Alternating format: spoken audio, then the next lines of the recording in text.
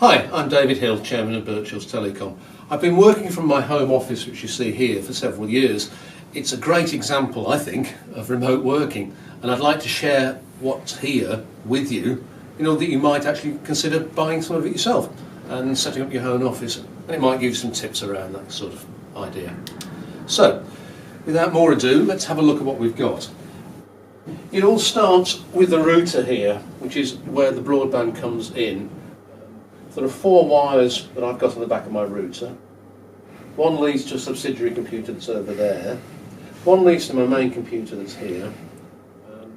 And the 4th one leads to my phone, my VoIP phone from Birchills Telecom, which is there. So let's take it round and see what we have. From the router we have my main computer. I bought this relatively recently, and my experience is that buying a mass-produced computer is better than buying a computer which either you bought from a specialist or you've bought or made yourself. It may cost a little more, but they seem to be a lot more reliable. This one is a Lenovo that I bought from John Lewis. It's got a 556 gigabyte SSD, something like that, anyway, and a 2 terabyte hard disk. On top of that, you've got a subsidiary pen drive, they call them sometimes. It's another disk, and that's 6 terabytes. That came in about £120. It's a Seagate thing. Again, it was just the best deal that was on Amazon at the time. Moving round here, we've got a sound system that's built in, and then coming up we've got all the stuff that you actually need on your desk. So we've got my trusty mug full of coffee all of the time. We have, of course, a useless box. You've got to have a useless box on your desk. Rather nice. Nice executive tour. My trusty calculator that dates back to the 1970s, which is awfully useful, is used all the time. A thumb drive, solid state drive, this one's 16 gigabytes. For some reason you can never have enough of these. They're only about £5-6 each, but they're just so useful. Then we've got the wireless keyboard, which came with the computer, and a separate monitor. This is a Samsung 4K monitor. My experience really is that 4K isn't worth the money. A standard monitor is as good, and you probably don't want it much bigger than that, but again, it's a matter of choice. Basically, you can plug any monitor into the computer that you want. Coming around again, the thing that brings this all to life for me is the VoIP telephone system, which is from Birchills. Here it is with the Grandstream phone. The phone is about £80. We discount it to less than that. The nice thing about this is it's got what we call BLF fields, busy line fields. So you can see at any time in the main office who's on the phone and who isn't on the phone. I can see at the moment that the other staff aren't on the phone. They may be on the phone later on. I can dial anyone I want to with a single key press off this BLS fields. And a really great thing is that the calls that you make within the office or within the bigger organisation are all free. So that sets you free entirely. So quite often we'll have conversations which go on for an hour and a half, because there's no limit to it. And there's a hands-free key, so you can just press that and you can talk to the person as though they're in the room, which is really quite powerful. And then beyond that, of course, you can look at what they're looking at on the monitor as well. So it all works very well. Coming round, we have a label printer here, a little brother label printer. It's a thermal label printer. They're about £50 or £60. Whether you want to get one or not is down to how many envelopes you send out and where you send them to. I find it quite useful sometimes. Should we have a quick look at that working? Yeah, it's on. we'll just go into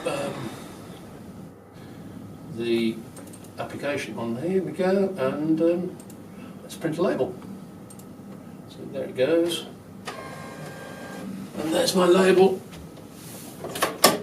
ready to go. We can just post that, pop that in an envelope, and it's ready to go out there. An awful lot quicker than writing out envelopes, and it looks a lot more professional. I always like a light on my desk, because in these winter evenings, when you want to look underneath, it's quite difficult. This one's from IKEA. Then coming around again, we've got a scan snap I always struggle with the word scan snap scanner. It's very difficult to say. It's from Fujitsu. They're quite expensive, but they're so powerful. It makes the handling of paper so much easier. So let's just pop into. I've got a whole postcard here from the GPO, who were the people that predated BT, that's possible, and they were advertising telephone charges reduced, believe it or not. So anyway, let's just pop that into the scanner, scan it through. There it goes. It now pops up on the screen as a scan to folder. That's now scanned to the folder. Saying it. There we go. And there she is. There it is, scanned in, ready to email to anybody, to incorporate any work that you may have. Very powerful little piece of equipment. And then from there, of course, if we want to, we can print it out. So we'll print that out onto the little printer that we've got down here. Let's do that. Yay, there we go. Because it's a double-sided scanner, just wait for that to come out on this little printer down here, which we'll do any second there. It's not only scan the front, it's scan the back. So there'll be 2 pages that come out. If the back had been blank, it auto detects the fact it's blank and doesn't print it. And there we go. Off on the laser printer. So coming along one more, we have a Brother Inkjet printer. I have that there to print onto letterheads because sometimes the LaserJet doesn't like paper that the Inkjet can take. So if I'm printing on letterheads, I'll use the Inkjet paper of the Inkjet. They are very cheap. That came in at about £45. The running costs can be high if you actually buy Brother ink or the branded ink. I mean, there are lots of other printers you could choose. I find buying a third-party ink from something like 999 Inks is a good deal and makes it a lot cheaper. You can also use it as a photocopier if you want to, with the scanner. It just comes and pops up like that. Coming one further along, we have my subsidiary computer, which is the main one which I had up till a few months ago. Now retired it, and I use it to back up again the data that's on the main computer, and it can do work out on its own when I'm doing other things. I use it for mail shots sometimes on its own. So that is that side of the desk setup. And then finally, coming round, we've got the LaserJet that you've already seen. It's a Brother machine. It was about £160. They're great for high-speed printing, and the images they produce are crisp. The colour rendition isn't as good as the Inkjet can be. So, all in all, that is the full rig that I have for remote working. Obviously, you don't need all of that. You essentially need a main computer and maybe a printer, and in my opinion, definitely a VoIP telephone system, because that just puts you in communication with the world and allows you to talk to people that you want to any time. And it is so much better than a home telephone system or a mobile. With a mobile, you just can't transfer calls. Right, so that is that's the hardware we've got. Just talk about the furniture for a second. I've got it laid out on a couple of desks. But choosing the right chair, I think, is very important. This one we bought off Amazon again, but getting it right with all the adjustments that you could possibly want. The handles move up and down, the arms move up and down, the back moves up and down. Everything moves, and it can keep you comfortable as you're working. I've tried other chairs in the past, and you just end up slumping like this, and after an hour or two, everything aches everywhere. Whereas with a good chair, it pays for itself. So that is the arrangement there. Let's talk about the software that you use, or you could choose.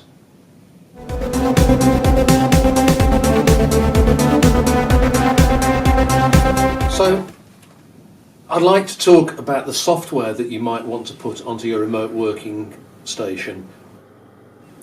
Just before we do that, I've got a laptop here, and I do think that having in your remote working setup a laptop is a really good idea. This is a little Asus thing. I just bought it from Amazon. What was the best deal on the day? It cost about £400. But it's so useful when you go back into head office to be able to take your work with you on your laptop and be able to do work there based on what's on your home setup or your remote work setup. So without more ado, on your remote setup you're going to have Windows 10 more or less, because it came with the computer. You could alter it and take it away and have Linux, obviously, if you wanted to, or if you're a creative, then you might go down the Apple route. Most people in remote workstations can't afford the different companies' prices, so Windows 10, I suggest, is the way to go. The big nuisance with Windows 10, of course, is the fact that it updates when it feels like it. And despite promises you can choose when you want it to do it, I haven't managed to do that. So that is why, another reason why you need a backup computer, so you can carry on working whilst Windows 10 does its thing. Beyond that, we've got Microsoft Office 365, the home version. It costs £80 a year for up to 5 machines, so it's on this machine, it's on that machine, it's on that machine. And it is the industry standard that everybody uses everywhere, and that's kind of why we use it. LibreOffice and other alternatives are out there which are cheaper, but they don't have that general wide compatibility. You get, with your Microsoft Office, you get Word, you get Excel, you get Publisher, which I actually find jolly useful. You get the database application as well, and you also get Outlook, which is the client that we use for email. And I think it's fairly ubiquitous that most people use that, but of course you can use web-based cheaper alternatives if you want to. We also use Google Docs, essentially because we like its email capability, and we've got some clients out there that use some email clients out there that are based on Google Docs. It costs about £3 per user per month, so it's quite cheap. The whole of our company is held together using Dropbox. There's Dropbox, a large version of Dropbox that gives us a terabyte of storage for £80 a year, and we all put our files in there, files which don't contain confidential information, but things, sales information, maybe we produce a new leaflet, all that goes into there. Videos get popped into there. So it generally allows me to be able to save something here, and head office can see it immediately, and it works really well and works seamlessly. I'm paranoid about losing data because I've had so many hard disks go down on me over time. So besides having a subsidiary computer, having a subsidiary hard drive, I also use an online service called LiveDrive, which backs everything up on my main computer for £50 a year. But that's just a personal thing for my home remote storage. We don't use it everywhere. For communication, the main basis of our communication is our phone system, and obviously it's the Birchills Telecom phone system. It allows you to talk to anybody you want anywhere in the world, and because it comes with all of the features, it allows you to use voicemail happily and easily, and direct calls wherever you want to answer them throughout the organisation. And it really is the core of the remote working system that we use. Email is obviously ubiquitous everywhere, despite all its drawbacks. And we have ours hosted by a company called 1&1. They're cheap and cheerful. We've never had any problems with them, but their support is not good. And if we were to be doing things again, we may want to choose a separate company out there. We certainly wouldn't go for the premium providers, but there may be some better economy providers out there. Because we use the phone so much and talk to each other rather than instant messaging all of the time, we don't use the products that a lot of remote workers use, like Slack and its competitors like Zoho Office. But they are out there, and a lot of people swear by them. Occasionally we still have to use fax and SMS, and if we want to do that, the Birchills system allows us to do that quite happily. The other thing that actually ties us together as an organisation is the proprietary software we have. It's all cloud-based, and we've written it obviously in-house for ourselves. It's based around a system around PHP in the cloud, and we've used a rapid development environment called Scriptcase, which has its pluses and its minuses, but it does allow us to keep all the information we need to confidential. I know other people out there use CRMs, Salesforce being the greatest one that most people use, and I've just found over time that the complexity of such CRMs is too great, and that's why we don't use it. But if you're working for a large organisation, they will obviously, I would imagine they would have their own proprietary software that you could use within your remote office working environment. So that is an overview of the software that you might want to put onto a general remote working kind of idea. It comes in at a few £100 a year for the basics, and then whatever you want to add to it. If you're working for a large organisation, obviously they will have their own remote working policy, and you're going to need to work within that and work with your IT department or your data protection people to make sure that you comply with all of their regulations about making sure what's on your system is encrypted, or whatever requirements they have for remote working.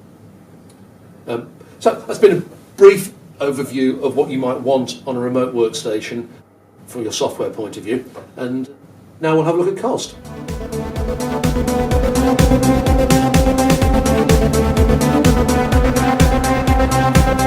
So let's talk about cost. When you think about cost, the largest element you think is going to be the hardware, but I guess for about £1,000 you can have all the hardware that you actually want. The software comes in at about, for the general communication stuff, for the Word and Office, comes in about £300 a user a year. But then the main costs are really property-based costs. In a large office or large organisations, it's usual to average at about 100 square foot per person of desk space. That's so 50 square feet or thereabouts is the actual desk area, and then an extra 50 square feet for toilets, areas to move around in canteens, that kind of thing. So 100 square feet of office space in, say, London comes in at £90 per square foot, which is £9,000 a year, and by the time you've added your rates and your service charges on top of it, it's doubled, so that's £18,000 a year. Generally in London, people don't work in high-end Mayfair offices, and so perhaps a better view would be sort of £10,000 to £12,000 a year. Once you get into the provinces, obviously office costs decline significantly, and you're probably looking at maybe £4,000, £5,000, £6,000 a year per user for an office where lots of people are. Once you move that person out to be a remote worker, all those costs disappear. There's a slight amount of extra cost associated with communication and maybe conferences and travelling, but there are significant savings to be made, and so for a large employer, remote working is very advantageous. For the employee, remote working is also advantageous. Okay, you've got to pay for your office space one way or another, but you can claim that back either from your employer as expenses, which is tax-free, or if you're self-employed, then you can claim the cost of running your home office as being a business expense and offset that against the tax that you might pay. So there are some significant savings to be made by doing that within home working. Beyond that, of course, if you are home working, you're saving the cost of commuting to and fro. You're giving yourself lots of time that you don't need to commute backwards and forwards. You can do other things or work longer. So in terms of cost, however you look at it, remote working is win-win.